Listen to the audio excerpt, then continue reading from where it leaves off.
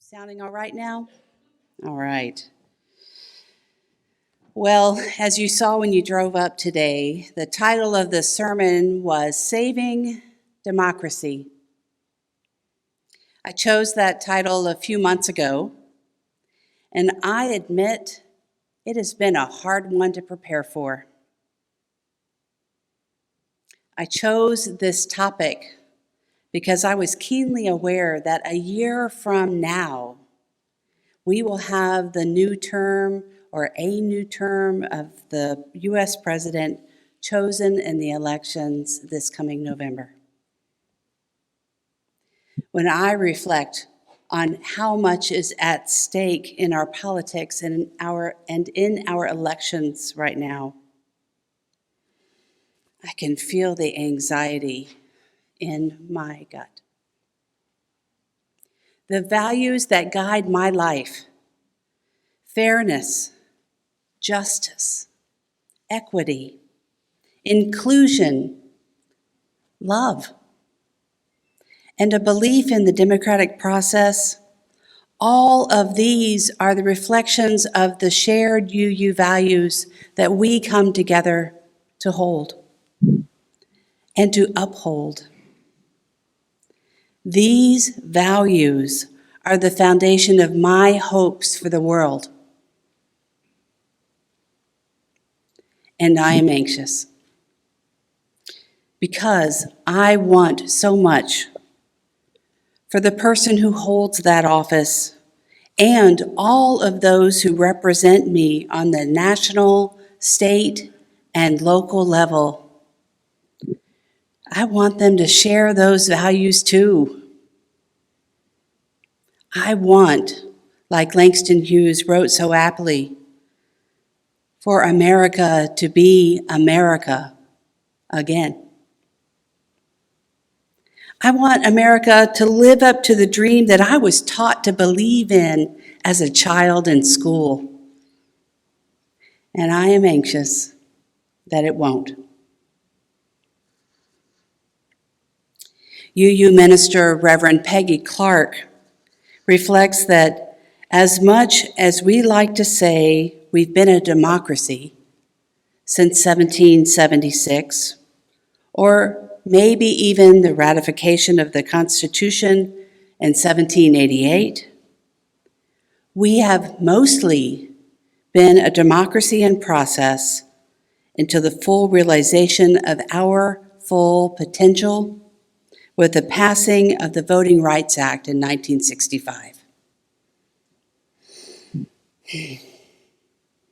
With the codification of the inclusion at the ballot box, the United States of America became worthy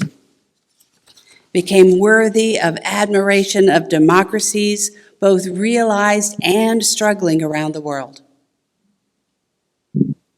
And our system of government, standing on a strong foundation of law, had the full support of our nation's people and our institutions,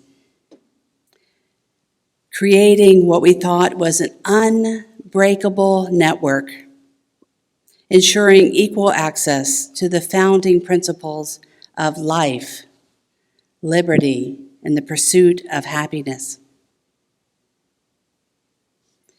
She concludes with trepidation that as we approach the 60th anniversary of that peak moment, most Americans are aware that our democracy is on a downward slide.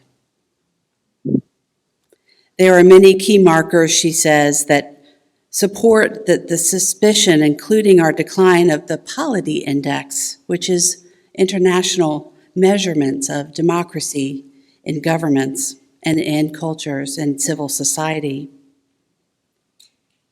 show that we are slipping. And she says, of course, we don't need scholars to tell us what we can see and hear for ourselves. I am disheartened as I read this and reflect on this, and as I have been in preparation for today.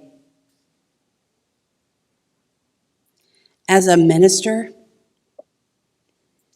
I feel the responsibility to remain hopeful that the Unitarian Universalist values that we share, fairness, justice, equity, inclusion, love, and the democratic process, will come into reality if we keep on striving, if we keep on marching, if we keep on letter writing, and we keep on voting.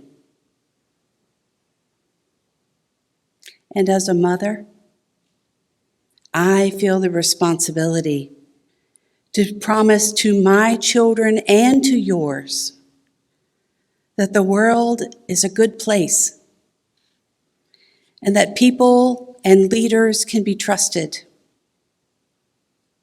I want the children to feel hopeful that they too, one day, can bring their own children into the world that will care for them and give them space for their hopes and dreams to come alive.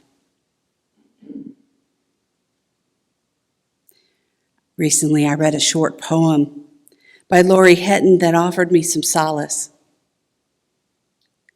She said, "I am mostly guessing at how to grow children.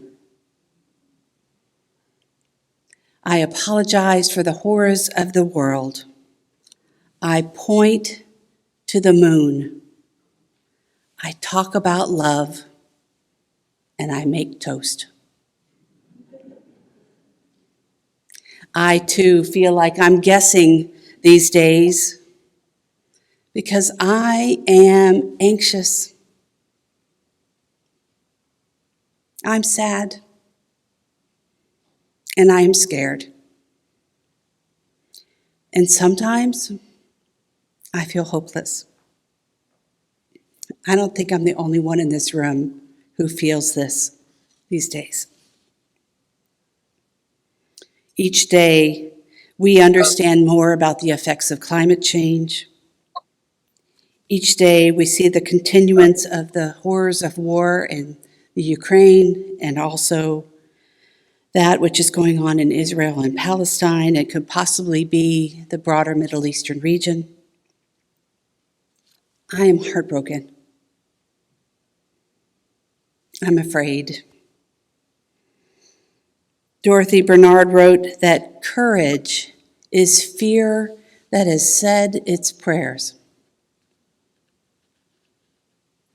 I pray for the courage to keep going at this time.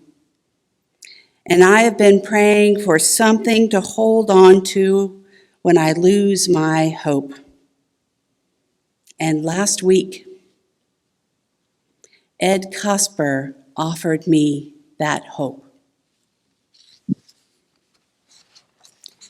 During the service reflections that we have in a circle of chairs as we gather together each week to share what we can speak truly from our heart on, Ed shared with me that he missed singing "We Shall Overcome" during the annual MLK service. I had made the decision not to sing it because I was feeling hopeless, and I didn't know the depth of the history of that song. And singing the song here at Emerson has a long history, and I'm new, and I missed the mark. Ed shared in Reflections that as a Black man in this country, Ed needs to be seen, to be included, to be respected. And at Emerson, the collective singing of that song is a reminder to him that this congregation stands with him in that work to make that so. I went home after this and I did some research on the history of the song. And doing so taught me that I had much to learn about the work of bringing about justice in the world. It was then that I found the wonderful book that Patricia read and Ed sang. The song, "We Shall Overcome," is an example of people struggling, surviving, and coming together to work for the liberation of all. This song is a reminder that I can hope for the dream, that we can dream together.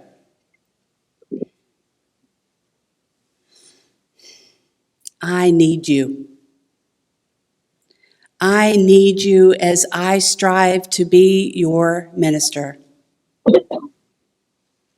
I need you as I raise my children to dream. I need you as we work together to bring our shared values into the world. And I need you to work alongside me as we try to save democracy itself. James Stanfield once said, "I cannot do all the good the world needs,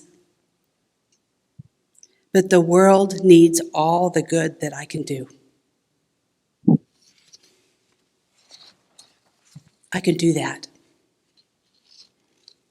I can do that because you're by my side. Let's do it together. Thank you, Ed, for sharing with me and with Emerson what was in your heart last week. I needed to hear it. Thank you, all of you, for helping redirect my hopelessness into gratitude for this gathered community, this beloved community, in which we are collectively holding hands, working for good in the world. Thank you. Would you rise in body or voice and sing with me? We shall overcome.